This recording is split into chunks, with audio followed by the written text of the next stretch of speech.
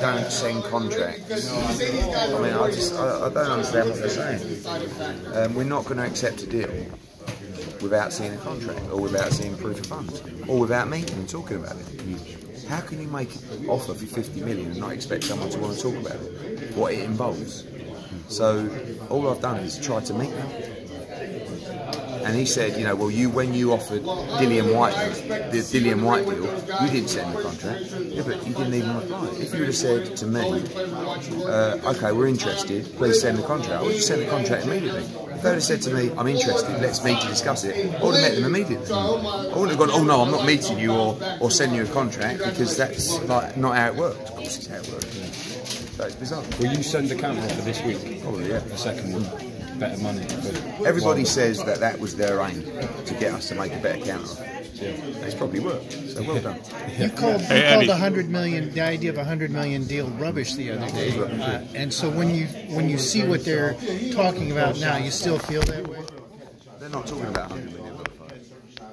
They're talking about trying to probably get it to 65, 70. That's probably what's in their mind. And you would get 50 of that? Yeah. Well, that's what they're saying. I haven't seen a contract. I mean, they won't meet me to talk about it, but that's what they're telling the media. They're telling you that they can guarantee you 50 million. Well, I had an email from Deontay Wilder telling me that he could just Wilder, not. Hey Eddie, how do you feel about Anthony Joshua possibly negotiating with Al Heyman and Shelly Finkel, you know, without you being present? He hasn't. Because it was rumored that, you know, he's possibly talking to Deontay Wilder. They contacted him and they... Yeah, he did. He sent me an email. Actually, he sent him a direct message on Instagram, and he forwarded it to me, and he replied saying, "I'll do my business in a different kind of way to you." So why not disagree to the 50 million? Because it doesn't work like that. Because what they're trying to... No. Because what happens is... At the end of the day, you're still getting 50 million. No, you're not. Of course you're not. It's not there. Do you think, I mean, look, this gentleman's been around obviously longer than you, no due respect. He's shaking his head as if to say, quite right. It's no problem. We want to talk about it. We're interested. That should be enough for them. Yes, we are interested. Send me a draft. Let's meet and we can discuss it further. No, we're not meeting. That's just ridiculous to discuss. What are you talking about? How's it ridiculous? If I've made offers to them, right, for Dillian White, for Deontay Wilder, right? Now, if they would have said to me, we're interested, can you send me a contract? Honestly, what do you think I would have done? Okay, if they would have said to me, we're interested, let's meet, what do you think I would have done? I would have flown on the next plane to meet them. So what worries me is that it might not be real or it might not be genuine. Because if it was, I don't understand why you'd reject that. I understand them saying, just let us know, do you accept it or not? I don't know, because I don't know what it entails. I don't know how it crosses over our existing rights of Anthony Joshua for worldwide TV contracts. I don't know how they intend to pay the money. I don't know where they intend to stage the fight. These are all things that have to be considered before accepting a deal. So the answer is, if you are asked now, do we accept the deal? No.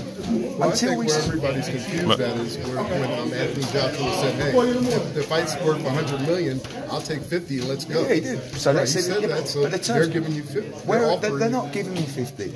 Deontay Wilder sent me an email. So I'm saying, let's see the funds, let's talk about it. Tell me where it's going to be. That's not unreasonable to ask where it's going to be. Absolutely. So you don't know, but Eddie, Eddie, doesn't it feel like casino money behind it? You don't know what which networks behind it? I think exactly. Thank you, sir. But I think what they're trying to do is they're trying to get the acceptance of the fight and then go out and attract the funds. But Eddie, don't blame them for that. But that's how you would do it. That's how I'd do it. If I was offering the same deal, I'd do the same. We're not interested in being shopped around to go to Vegas, to go to New York with no control. We haven't built Anthony Joshua. He hasn't built himself to this position just to say, yeah, go on then, off you go. You know, but Eddie, why does it matter where do they get the money from? Because we don't want to be whored out when Anthony Joshua is one of the biggest brands in world boxing by people that he doesn't want to be whored out by. So the answer is he wants to be in control of deals or where the fight is or decisions around the fight. So the answer is, about this offer, who makes these decisions? That's another question that we have to ask. That's not unreasonable. We don't want to just sit there and be told, right, you've got to be there on a media tour, you've got to go there, the fight's going to take place there, it's on that network, these are the sponsors involved. By the way, they're all competitive to your sponsors. There's so many things to discuss in a deal of that magnitude with a brand like Anthony Joshua. It's not like, he's not Deontay Wilder. But how come it feels like Anthony Joshua and you are not on the same page? Because it seemed like... We're on completely the same page. We've spoken 20 times in the last 48 or 72 hours about absolutely every email. We are very, very close. We talk about it all the time. And he, like me, is interested in the offer if it carries the right terms. But it just seemed like he was ready because he put it out there. He said, listen, let's go, let's do it. Yeah, and then, but it seems like... If this deal is right for us and the terms of this offer is right, there is every chance we will accept it. Until we know what those terms are, until we know the details of the deal, we cannot accept it. I can't make it any clearer. You talked about how easily a unification fight can fall apart. Do you think they feel that urgency the same way you do? I believe Deontay Wilder wants to fight. I believe Anthony Joshua wants to fight. I just requested a meeting to try and help to make the fight. It's not a case of, like, Deontay Wilder says, oh, Anthony, these guys, they're just robbing you. The guy's making 10 times more than Deontay Wilder is per fight. Deontay Wilder is being robbed blind because people are giving him a disservice. He's an excellent fighter. He's an excellent talker. He looks the part. He's an American. He's a WBC heavyweight champion of the world. And he's making less money than, like, not irrelevant guys, but guys who aren't even world champions at much smaller weights. That guy should be making double-digit millions every time he steps through the ropes. And he's not. And I don't know whether that's got his back up or that's got a chip on his shoulder or what about that, but he seems to be like, I saw the message that he sent Anthony on Instagram, sent it to me straight away. Accusing us really that we're effectively doing a disservice to Anthony Joshua when Anthony Joshua owns the entire pot of money involved in every fight. But Eddie Hearn, as a promoter, they can find a better source of money in America where he's never fought before, then would you do that? Yeah, but we can make that money as well in America, but we'd like to be involved because Anthony would like to be involved and have some kind of control in the show. There is probably more money in this fight in America than there is in England, but our offer was based on a fight in England where we have built Anthony Joshua. He feels like he would have an advantage in this fight, and with what he has built and the fact that he's the A side, if he had a choice, it would probably be in America. This offer is almost certainly not for UK, but that's not a problem. We can talk about fighting in America. We have no problems fighting in America. But again, we haven't been told where it is. I'm not sure they know where it is at the moment. The answer is who wants to pay the most money? But Eddie, as the promoter, is that a fight that you personally want next? 100%. Anybody that knows me knows a couple of things. One, I love to be involved in the big fights. Right? Two, I like to make money. That fight, obviously, if he's getting $50 million, I'm going to do all right out of it. Okay? But more importantly, I've guided Anthony Joshua from his professional debut to the Unified Heavyweight Championship of the world. I'm very close to him and he's a very special person to me. So I'm very protective of him. I don't just roll over and say, yeah, that's fine, yeah, come on, quick, give me 50 million and let's just sign it, let's just give me the money, give me the money. We've built a brand, we've built a reputation. We have international rights deals, international sponsorship deals that cannot be cut across. Again, this isn't Deontay Wilder. You could pay Wilder the money, he could pitch up without any considerations at all to the deal. All he has to do is take the money and be there. But you he doesn't have sponsorship deals. He doesn't have international TV rights deals. He doesn't have any of those. But you see where the issue comes in, because everybody feels like, in the sport of boxing, Al Haymon is very successful. So for you to say, like, where's the money coming from, it's almost like a slap in the face to Al Haymon, because... How successful do you think the PBC's been and the money that was invested in the PBC? I think it's pretty I think you need to do successful. Your research. What's Joshua's mood like? Because he's, this carry-on seems the sort of thing that might sort of piss him off a bit. He's on holiday at the moment, having a great time. But I mean, with the whole Wilder thing. He wants to fight. He wants to knock Wilder's spark out. And we talked about it an hour before the show tonight. And we both said to each other, this is going to be so sweet when you knock him out. But that's great. It's great for the fight. It's great for the build-up. Because when this fight gets made, it'll be the biggest fight in world boxing. Those two will go at each other. Wilder will probably go at me. I'll go at Shirley Winkle, Lou DiBella. And it's all going to culminate into a major, major event. You can't compare Golovkin against Canelo with Joshua Wilder in terms of by the end product, by the first bell. The whole attention of the world will be on that fight because it's two very good, undefeated heavyweight world champions in the first ever 4-belt undisputed heavyweight championship fight. Hey Eddie, where does the disdain feel like you have a disdain, you know, with the name calling of Shelley Finkel and Deontay Wilder, because you refer to Deontay Wilder as the guy from Alabama and you refer to Shelley Finkel as, you know, like a woman's name. Is there like some sort of disdain between you guys? You know, you guys worked together before, right? Not really, no. We haven't really worked together before. But where does the disdain come from? If, you know, with the name calling and things like that. And Deontay Wilder is from Alabama. No, he is, but it just seemed like, you know, you were like, oh, the guy. I got an email from a guy in Alabama. From Alabama. That's what I did. Now, with regards to Shirley Winkle, you have to understand, this guy came up at a press, I think he's probably here actually, and he pulled out an email from me, and he read it to the public. So I just said in one interview, Shirley Winkle. It just came out of my mouth, right? And since then, everybody in boxing is not very, I mean, I'm not very popular, right? This guy is massively unpopular, right? Even members of Deontay Wilder's team can't stand this guy. And they phoned me to tell me this. So I just said Shirley Winkle once. But I got so many phone calls from people laughing about it, it's stuck in my head. So a lot of the time I'm trying to drop it in, but a lot of the other times I'm saying it subconsciously. In fact, if I spoke to him on the phone, I would probably call him Shirley. In fact, I've now convinced myself that his name is no longer Shelley Finkel. It is Shirley Winkle. And that's genuine. That's not trying to be like clever or name calling. It's stuck so far in my head that I actually went to respond to an email today and I put, Dear Shirley.